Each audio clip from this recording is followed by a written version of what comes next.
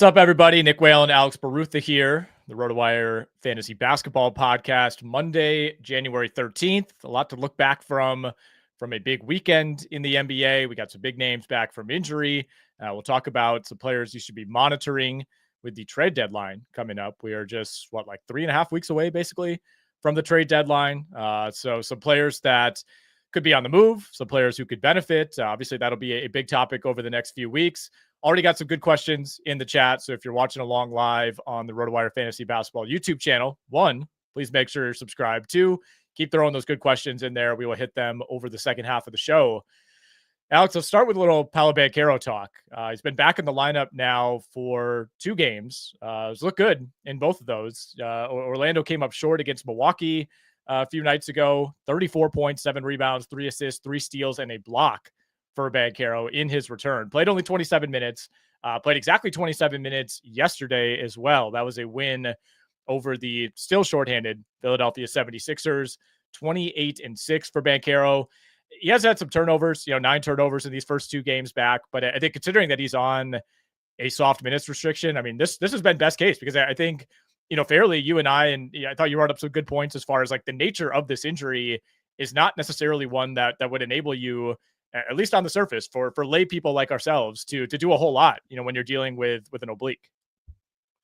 Yeah, and I think, it would not be surprising if we continue to see him ramp up. But, I mean, it's not like he's looked passive out there. I mean, there's a video that sort of went, a highlight of him basically like pushing over Paul George and dunking on him, which was pretty great. But you're right. I mean, it's just we'll see what he has to say about that on his podcast. But Paolo's looked great, man. I mean, this Magic team has a pretty high ceiling when he's available, and they'll get Franz back eventually. And I think it's good for people who have Paolo to have him back. But I think, in a case like this, Paolo coming back is actually more of a detriment to fantasy managers who have been rostering like Goga Batadze, who has had a bad couple of games. Jalen Suggs got hurt recently, so that's allowed Cole Anthony to pop up. But then, Tristan da Silva, that might be over sooner than later. And so we'll have to keep tabs on what Orlando's rotation ends up being. Yeah, they got a bunch of guys banged up right now. You mentioned Suggs. KCP, of course, didn't play yesterday either. Tristan da Silva left with an illness, did start that game. Batadze went out with a hip injury. So, I mean, the hits just keep coming for the Magic, who do have a couple days off now. So they'll be off Monday, off Tuesday. But pretty good time, I think, schedule-wise for Banchero to come back. Because they're at Milwaukee on Wednesday, at Boston on Friday, Denver on Sunday. I mean, that's about as tough of a 3-game stretch as it gets. And would have been worse if the Sixers were a real team, right? I mean, you kind of got a free win against the Sixers team on Sunday. They did have PG, they did have Tyrese Maxey, but that's about it on the Philly side of things. And I just keep wondering, man, like when are we going to see it?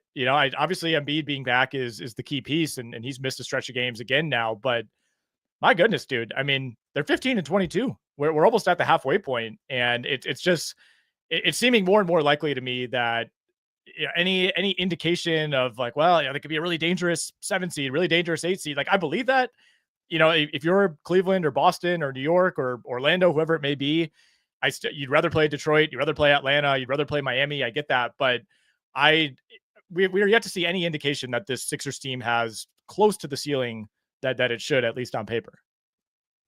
Well, and part of the problem is they seem not to really be able to put much together when like 2 of the 3 guys are available. Yes. Like, it's just they all have to be on the court together, and when all 3 are on the court together, they're good, but it's like +5 per 100 possessions. It's not +10. It's not +15, which is like the conversation we've had in the past about the Milwaukee Bucks. It's like, well, Middleton's going to come back, and some people kind of be like, oh, what's the big deal? It's Chris Middleton. It's like the Bucks were like +12 with all those guys on the court. So, the 76ers just have not even really been that great when all 3 of them, their big 3, have been available. I think you said it. That is the big concern. And, the sample is so small. And I think part of it too is like every time Embiid plays, he's coming back from something.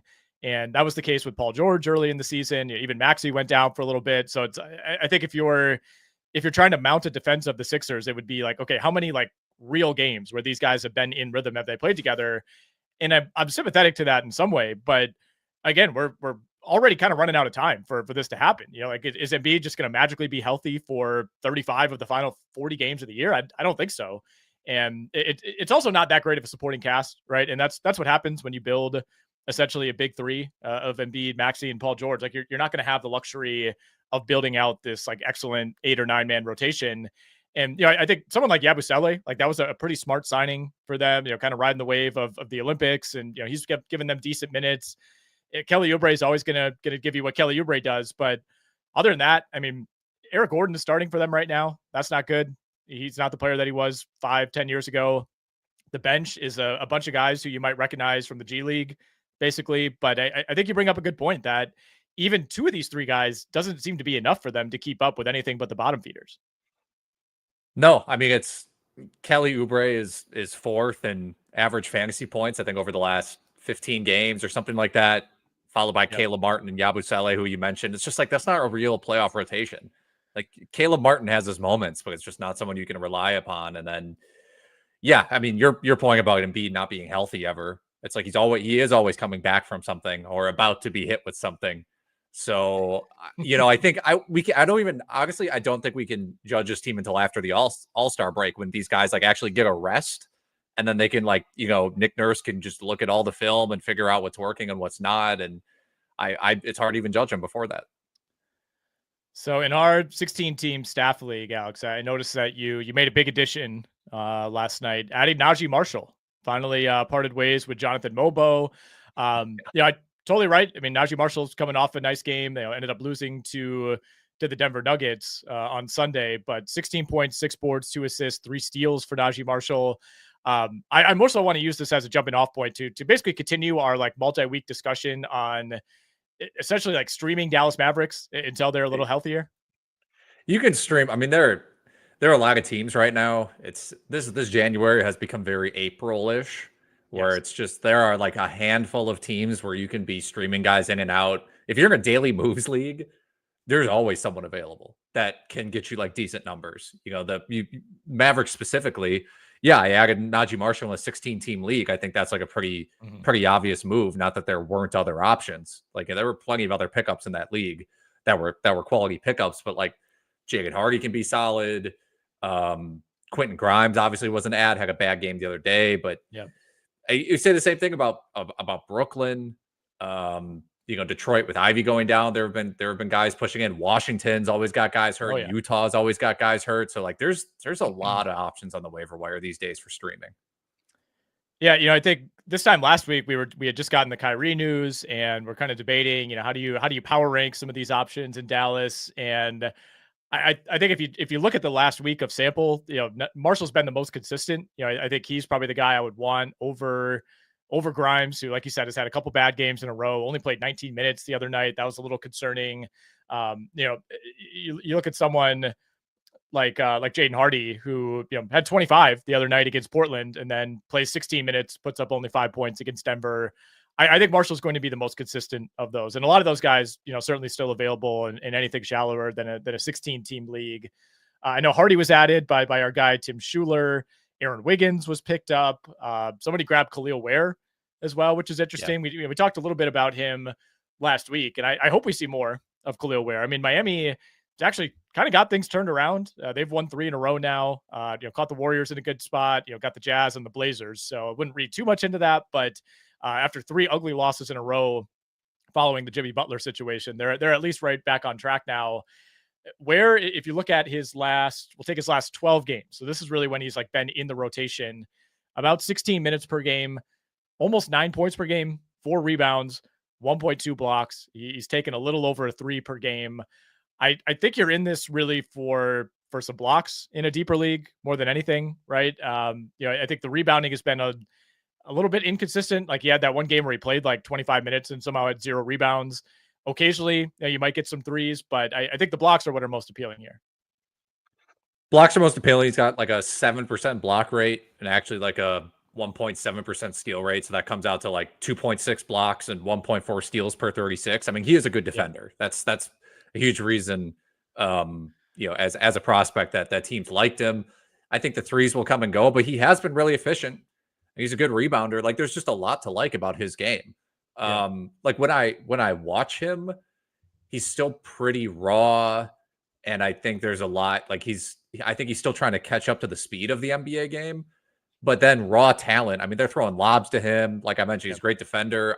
There's plenty to like. And I think if you are in a deep league, if you're in a 16-team league, maybe even a 14-team league where you need center depth, 2-center league, I would rather, if you have the spot, I would rather invest early. I would rather have him now and not play him potentially and see what happens, if he can continue to get minutes later on. So I mentioned Miami, took down the Blazers the other night. That was yet another blowout that Portland was on the wrong end of. Also noticed Jerami Grant continues to be dropped in a lot of leagues. He's down. He's down to about a 50% roster rate now in ESPN. I get it. I mean, for one, he hasn't played in 2+ weeks. He's been dealing with a facial injury. Even when he's been out there, it's been pretty ugly. Like first 3-4 weeks of the season, he was basically giving you the normal Jerami Grant numbers, but since then, I mean, it's fallen off a cliff. Every now and then, you'll get like the 28-point night. But on balance, I mean, his numbers are basically as low as they've been since he was a role guy with the Nuggets all the way back in 2019. So I hate to even ask you this, but like, is this an extreme like buy low on Jerami Grant, or are we just done with this situation? Is he somebody that like if he gets traded, would that be good? Would that be bad? Like I can't really wrap my head around this. Before I answer that, I will say Jerami Grant has not played in any of his team's final 4 games of the season since 2019-20. So it's been for 5 straight, I guess 4 straight years now he has not played in his team's last 4 games, mostly April. I don't know if it's a buy low point. I mean, before he got hurt, he was averaging 15 points, 4 rebounds, 2 assists on 38% shooting. And like, yeah, he could bump up his shooting percentage by like 5, but then he's kind of still giving you just like, I don't know, it's just 18 points. Sure, it's sort of a buy low, but I don't really trust him to come back and play consistently. Like I would be shocked if Jerami Grant's playing games in April because he doesn't do that anymore. And if you need specifically what he gives you, which is just like pure points and threes, that's a fine ad. But if you don't need those things, he's like barely a replacement level. Well, he's like barely above replacement level right now in fantasy. I don't even know if he's he probably is about replacement level. I think because before the injury, he was giving you like 2.5 threes, and he was giving you a block per game. So I think the threes and the blocks keep him afloat. They basically keep him from being Jordan Clarkson, because he's not rebounding despite ostensibly being a power forward. The assists aren't really enough to move the needle.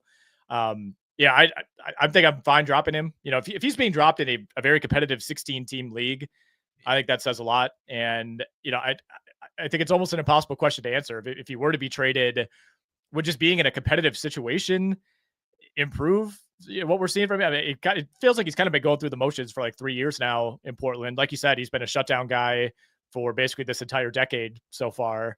So I don't know. I think long-term, it might be best for him to get out. I don't know if that's going to happen. But Portland is certainly a team that I think could look to sell at the deadline. There are some obvious names, some perhaps less obvious, but the title of the episode here, if you're watching on YouTube, is some players to potentially be targeting as the trade deadline approaches, guys you might want to trade for. So did you have it like Portland or otherwise? Is there anybody kind of on the tip of your tongue, somebody that, with the trade deadline approaching, you maybe want to get that in before it becomes a little bit more of an obvious guy to go grab? I mean, on Portland, it would be Clingan. It would be Clingan, who, he's basically like whenever Ayton or Rob Williams is not available, Clingan puts up pretty solid numbers. And his past 2 games have been really good. And that Ayton has missed, Clingan's put up a total of 19 points, 21 rebounds, 4 blocks, playing minutes in the 20s. So as far as Portland goes, like he would be interesting to me. I wouldn't hate the idea of like trying to get Shaedon Sharpe or Scoot Henderson right now, but it just kind of comes down to are the Blazers really going to be able to trade Jerami Grant, or are they really going to be able to trade Anthony Simons? Do they want to trade Anthony Simons? Primarily Clingan, though. I would be looking to deal Grant and Ayton before Simons if I was Portland. With Ayton, you got one more year at like 35.5 mil in 25, 26. I think he'll be a lot more tradable this time next year, but I think it may be something that a team would be willing to take on. The problem is, like, what team wants DeAndre Ayton? It's like Portland is the team that would, in theory, would be taking on a contract like that, not trying to get off of it. It's like, I don't know if there's a contender or even a pseudo contender out there that's looking to bring on a $35 million, like, borderline starting center. No, that's the issue with any of these teams that I have a lot of these guys at the deadline. Like we talked about Chicago as well. I think they're a team you can if you talk about, like, maybe you want to try to acquire Jalen Smith, who is an option for deep leagues. Throw him out there. If Nikola Vucevic gets traded, or maybe Buzelis, if Levine gets traded, for example, those are two guys who I would consider trying to grab. But how many teams actually can afford with the new CBA or want Levine and Vucevic at that money? What about Collin Sexton as a trade? Lakers have been, rumored to have some interest. I do think there's a pretty decent chance that if you be a fantasy trade, so if anything, I'll kind of what's left in Utah. This is that pretty clear. Would prefer to be in the bottom five this year. So if we're assuming Sexton out, would you look at someone like Collier? For people watching live, Nick's internet's kind of garbly right now. I don't know if that's coming through, but yeah, I heard him ask about Collin Sexton. Let me restart the record.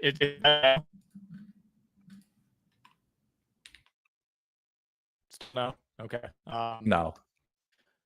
All right. Well, this is how it works when it gets really cold. In Milwaukee. Yeah. But, yeah. I don't know if it's on my side or on Nick's side. I think it's on Nick's side because my pages are loading quickly. I will say I heard him ask about Collin Sexton. I don't really know what to do with Utah. I mean, I would if I have like Lauri Markkanen, I would be trying to trade off of him, obviously, and trying to get guys like Isaiah Collier, I think would be good. Collier had a best game of his career last night against Brooklyn. The Filipowskis of the world. I mean, you can probably pick a lot of these guys off the waiver wire in your league, but if you're Utah, you probably are trying to look to deal Sexton. You're looking to deal Clarkson, John Collins. So there are some guys on Utah who are worth targeting in fantasy. I think. Hopefully you can actually hear me now. I take full responsibility. It's definitely not on your end. Okay. And you basically answered exactly what I was asking. And I think if Sexton were to go somewhere, it would probably be a downgrade for him, given what's been a pretty barren surrounding cast in Utah.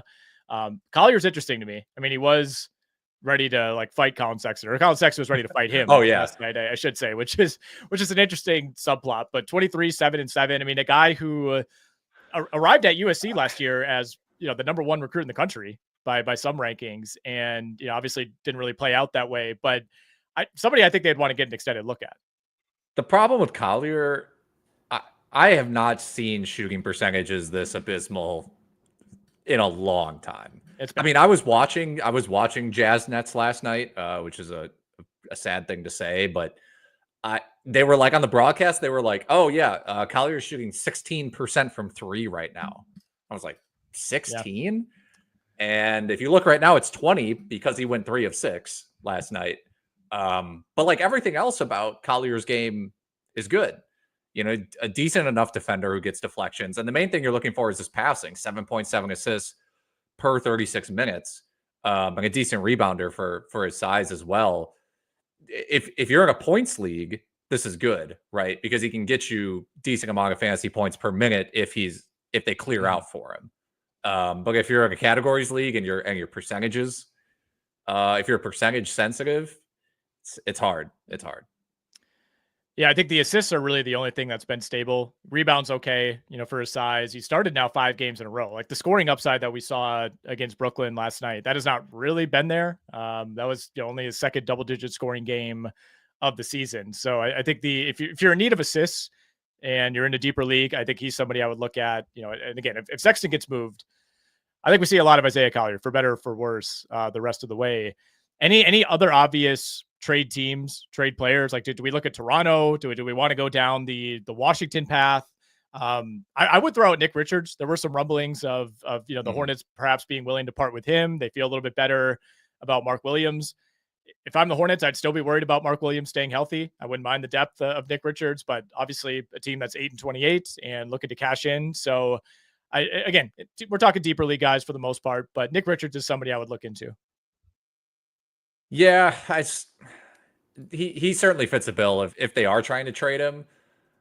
Maybe they like Diabate as a backup, or they're just fine with Diabate as a backup. I just don't know what they're getting back for Nick Richards. I mean, realistically, a late first, highly protected first round pick, something like that.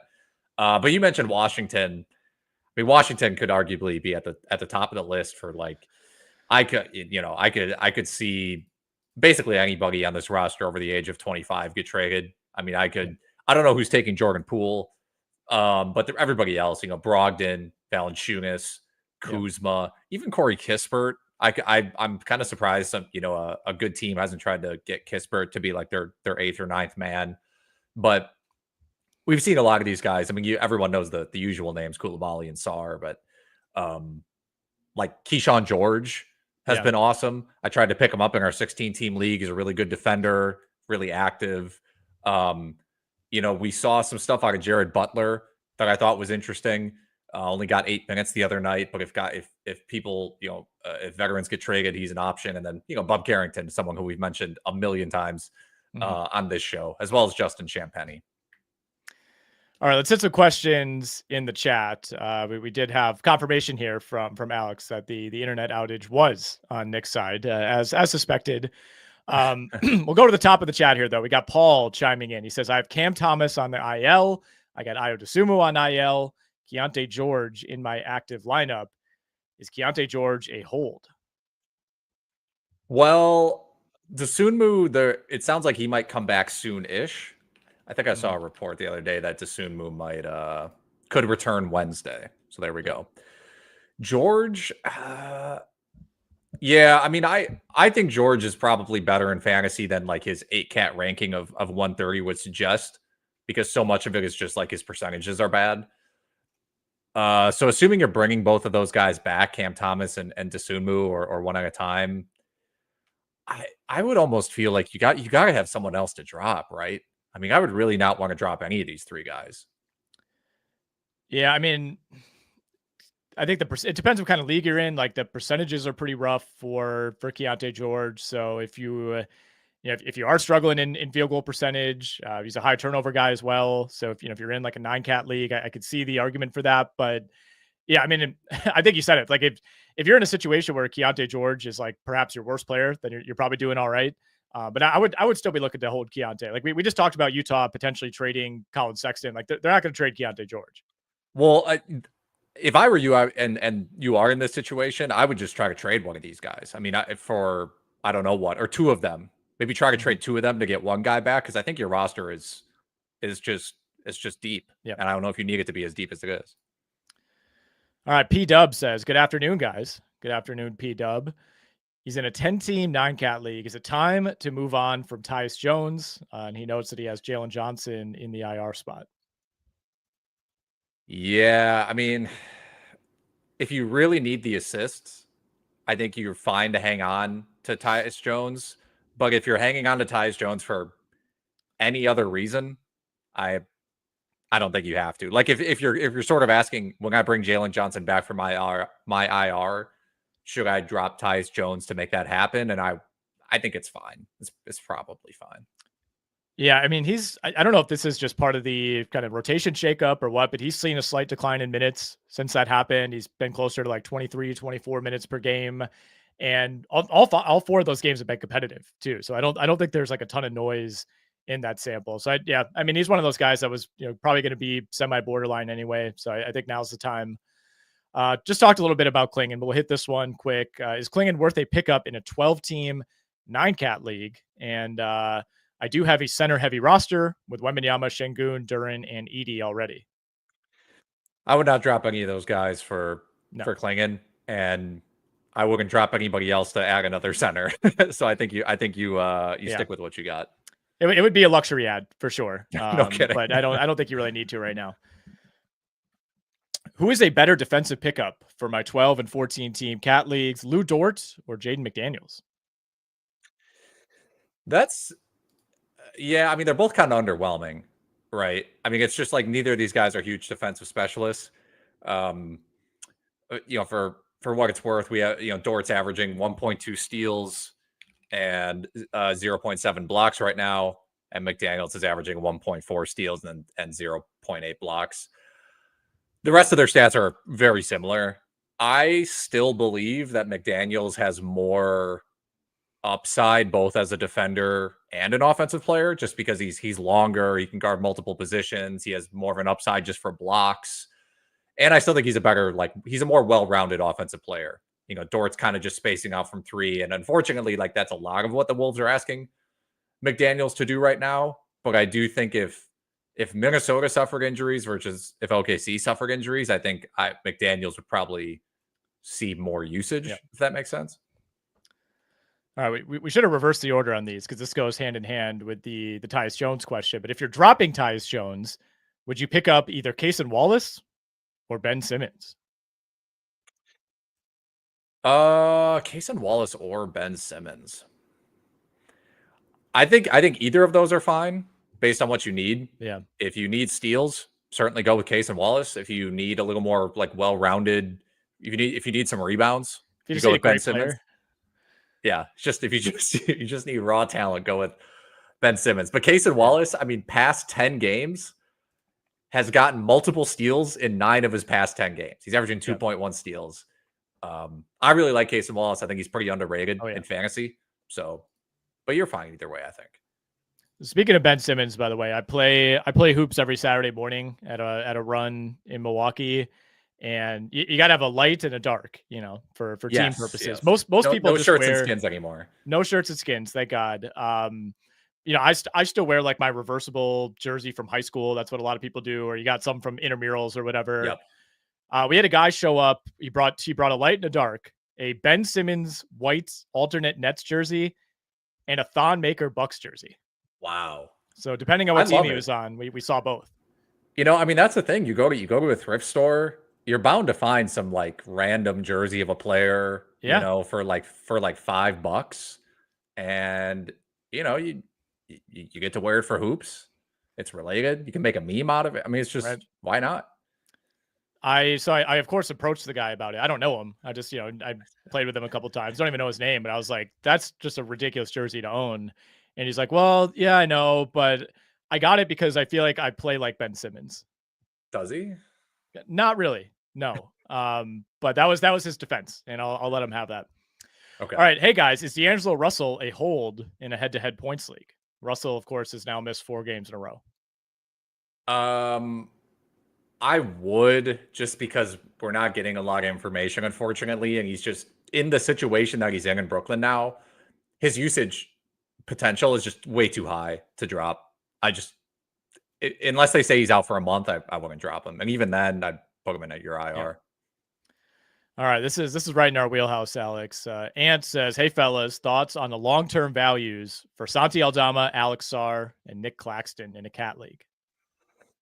Aldama is having the best year of his career. Has looked great overall, shooting the ball really well. The problem is when Memphis is healthy, and they haven't been very healthy lately, but they are getting healthier.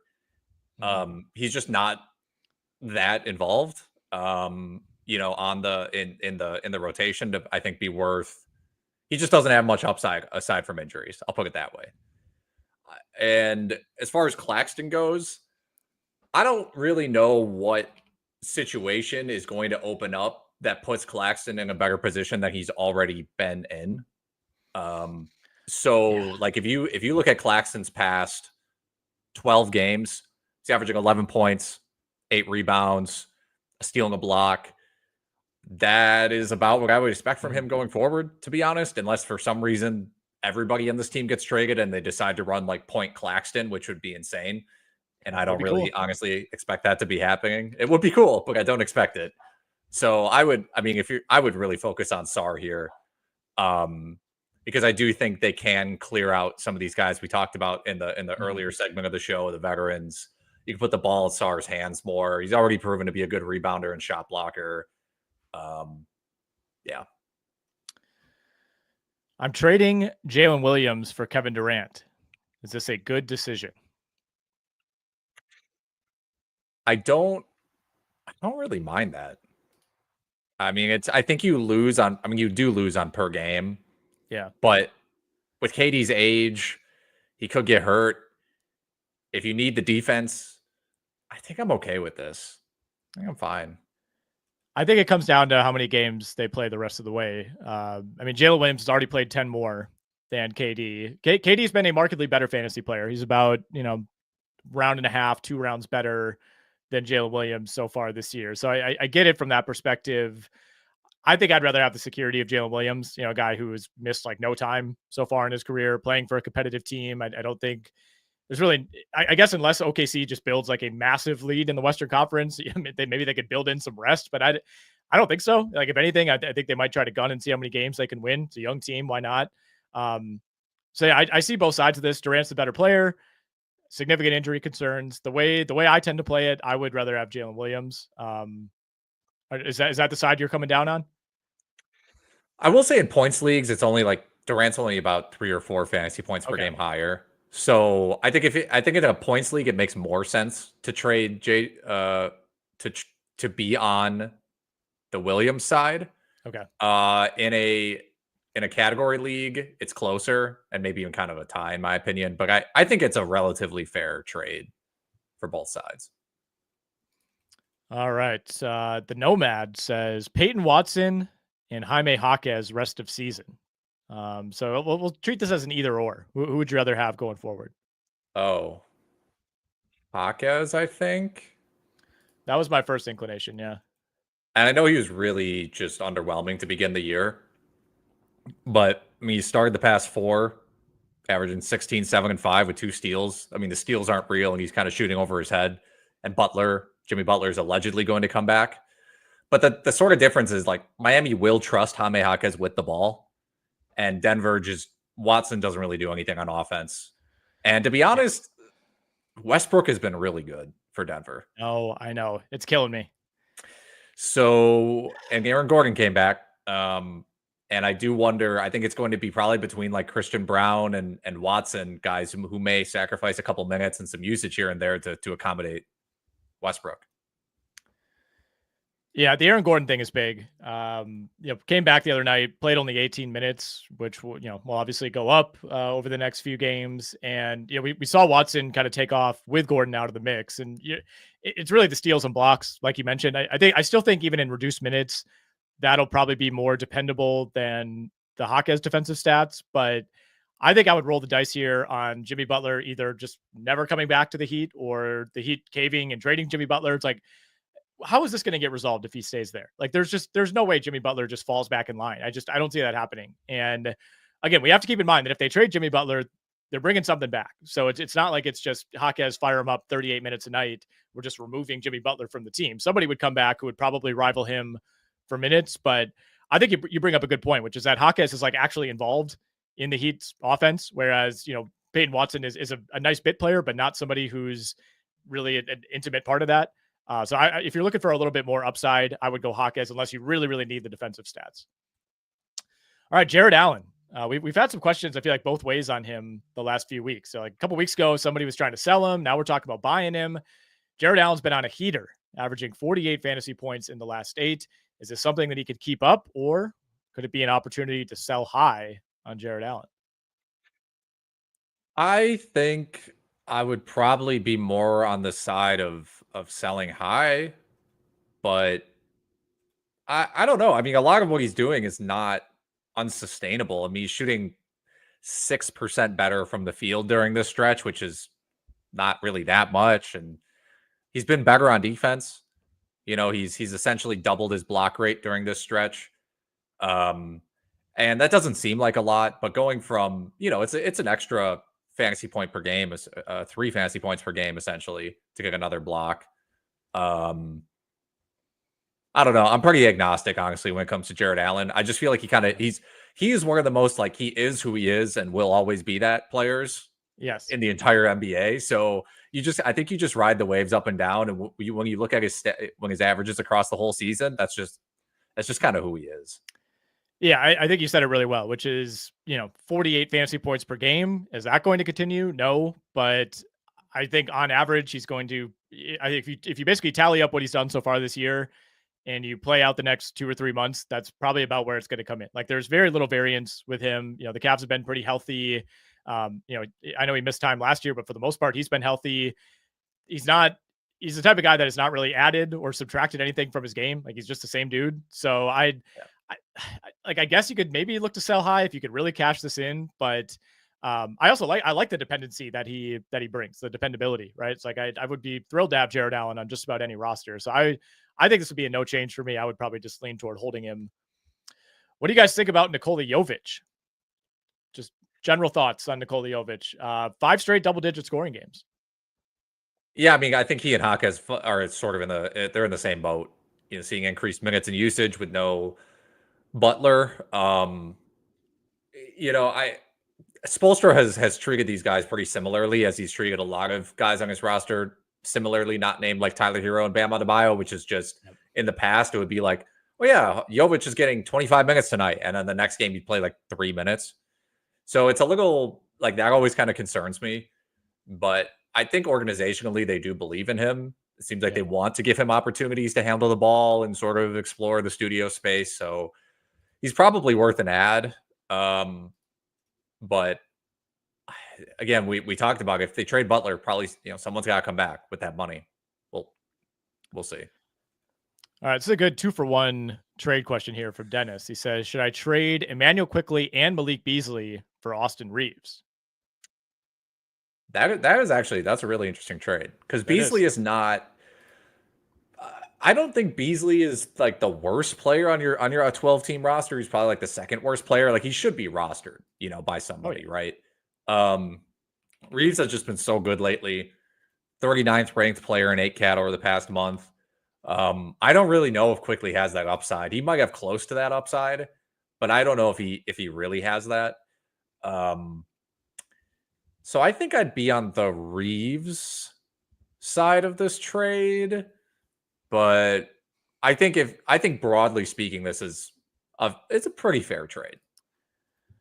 I think so too. I think the Beasley part matters. I think this is more than just a throw in. I mean, we're talking, if you look at the last 3 weeks, if you look at the last 6 weeks, if you look at the last 2 months, he's been 4 3-pointers per game in that span. And, obviously the IV injury, I think should give him a pretty decent amount of sustainability. So if you need threes, you're taking a pretty big hit here. I mean, that's, that on some weeks that's like 15 to 23 pointers that you're giving away. Like, I do think Quickley and Reeves at their best are pretty comparable players. It's just, how often are we getting that version of Quickley? He's missed so much time. He's on a bad team. Are there shutdown concerns? And I think over the last 2 weeks, Reeves has shown us a higher ceiling than maybe we thought he had coming into the season. So I would still say Reeves is definitely the best player in the deal. It to me matters second most how valuable you think Quickley is, and then realize that you're giving up significant 3-point shooting in Beasley, and we'll probably need to make up for that.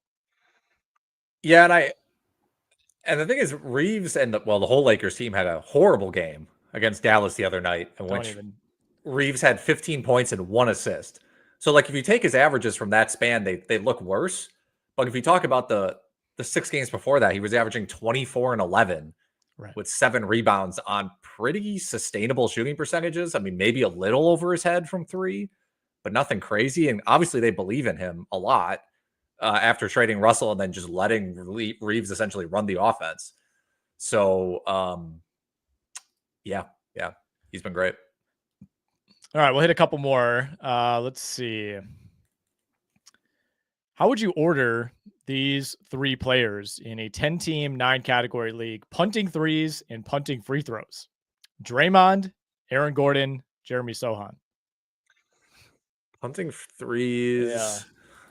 I will tell you that under those parameters, Sohan rates the highest by a good margin. Okay. I mean, yeah. I mean, at some point, I just have to sort of trust the numbers on this one. You know what I mean? because I think all of these guys, they are close to like they're probably your worst starter, one of your worst starters on your fantasy roster in any given week, especially if you're in a 10-team league. So a lot of these guys you'll probably stick these guys on your bench sometimes. So I'd probably just lean on Sohan. I mean, I think he gets the minutes. They like him. Yeah, I'm fine with that. Yeah, I think it's Sohan or Draymond in terms of what they've done so far this season. Those guys fit your build the best. If you want a little more defensive upside, I would go Draymond. If you want the field goal percentage boost, I would go Sohan. I mean, there's like a 13 percentage point difference in their field goal percentage. So that's really where Sohan would get the edge. So yeah, I think that's the way I would lean. With Draymond, we kind of know who he is certainly by now. With Sohan, you're always kind of wondering if there is another leap. So I would lean into that. All right, a couple more trade questions, then we'll be on our way. Should I deal Jaylen Brown and Devin Booker for Donovan Mitchell and Paul George? Potential blockbuster going down here. I would not do this. I wouldn't trade for Paul George. No. That's a yeah. That is a no. I want Donovan Mitchell, but yeah, I don't want to bring that in. Not at that price. Not at that price. Here's an interesting one, and we did get an Embiid trade question earlier, so we'll kind of tie that in. Teo was asking, do you trade for Embiid? If yes, how do you execute that? This would be an Embiid adjacent trade from Ethan. He says, hey guys, in a punt free throws 8 category league, would you trade Embiid for Paolo or try to get more out of a trade? I know what I would do. I would definitely trade for Paolo. I want Paolo. If you're asking, well, which of these guys do I want? Yeah, 100%. Paolo Banchero. If you could do this deal, I would do it right now. I honestly would think that you would have to aim considerably lower. Embiid's value is probably at its lowest point of the year right now. Is that fair? Even lower maybe than it was coming into the year? I think so. He was still going at the end of the first round in a lot of drafts. I think it was probably at its lowest when he came back for like 4 games and then got hurt again and then missed like 2 weeks. Okay, which time? Exactly, right? I mean, is that not what's happening right now? Well, that's true. Yeah, fair enough. Dude, do this deal. Deal. If you can get your hands on a player like Paolo, I think it will pay dividends long term. What's the counter argument? If you want to play devil's advocate, is that the worst is behind Embiid. He's had terrible luck so far this year, and he'll be healthier the rest of the way. But Paolo's a good enough player. We're not talking about a guy who's like the 75th best fantasy player. More like Embiid would have to be healthy for 80% of the rest of the season to make that worth it, right? I don't know. If you're holding Embiid right now, you're probably extremely frustrated. You probably wish you would have just taken someone like Banchero in the first place. I would do this deal. Yeah, he's just that. Not only that, but Embiid can't. He's hurt so much now, and he's just so out of shape. It's when he plays, he's not even shooting. He's shooting like 45% from the field. You know what I mean? He's just not. Yeah. It's just not who he's been. So I don't. The odds that you get a totally healthy Embiid that's playing 30 to 35 minutes a game, and there's way too many ifs. You're rolling way too many dice on that. All right, it's a good one to end on. We got back-to-back Dante DiVincenzo questions. Ian says, what do you guys think about Dante rest of season? And then another question, are we projecting Dante to go full-blown starter from now on? Conley looks washed.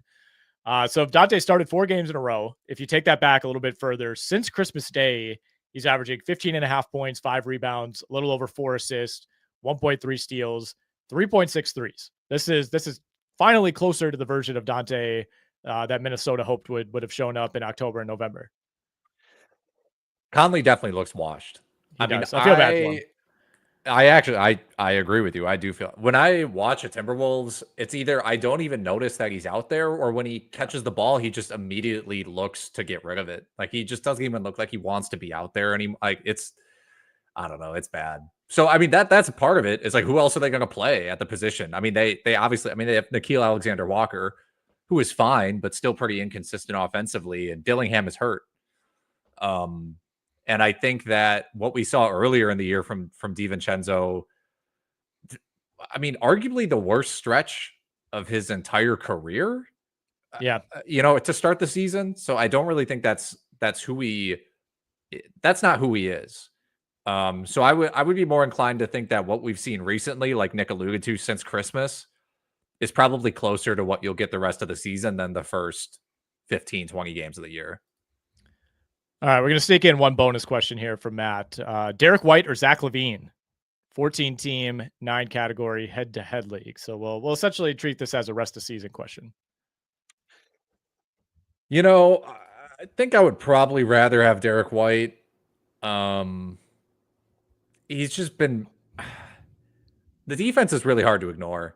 And I don't know who's trading for LaVine, but if someone does trade for LaVine, he's probably going to pick up worse numbers. And if no one trades for him, he might get a mysterious back injury and stick out in April. So I don't think Derek White will do that. I don't think so either. They actually rank closer than I would have guessed because, I mean, White has not played all that well lately. LaVine is having the best stretch of his season. 6 straight 30-point games now for LaVine, 33.5 points over his last 6. You know, he's giving you rebounds. He's giving you reasonable assists, about a steal per game in that span. I'm with you, though. I think there's too much unknown with the Bulls. I think, like you said, him remaining there, it's like in theory that might be good for his numbers. I don't think that would be good for his mental health, for like the end of season projection. And if he goes somewhere else, like he's not one of those guys that would like totally drop off a cliff. You know, it's like Collin Sexton going to the Lakers. That would be like a very big difference in role. Like if you're trading for LaVine, you're doing it with the understanding that he's a big piece for you, but there's almost nowhere that he would go where he would be the number one option like he is in Chicago. So that to me is enough of a deterrent that I would just go with the significantly safer option in Derek White, who's still giving you like 3.5 threes per game, by the way, on the year. Especially in the category league, yeah, where you know White's contributions are more slanted towards a category league. Yeah, I mean LaVine has an edge in field goal percentage this year. I mean he's up over 51%, which is crazy. I actually think that's something that we haven't talked about enough. Is that LaVine, you know, who is basically available for free in drafts this year, has been awesome. Yeah. But I think it's fair to wonder how long that actually continues. All right, we'll wrap it there. Great questions, as always, guys, in the chat. We always appreciate those. Make sure you're subscribed to the RotoWire Fantasy Basketball channel. You can find all of our podcasts, 4 episodes per week, live and archived right here on YouTube. You can also check us out in podcast form. I'll be back with Brandon Kravitz early tomorrow morning. We will have Mike Barner and Kieran Sprecher on Wednesday, and Alex, Ken, and Shannon talking some waiver wire, as always, on Friday.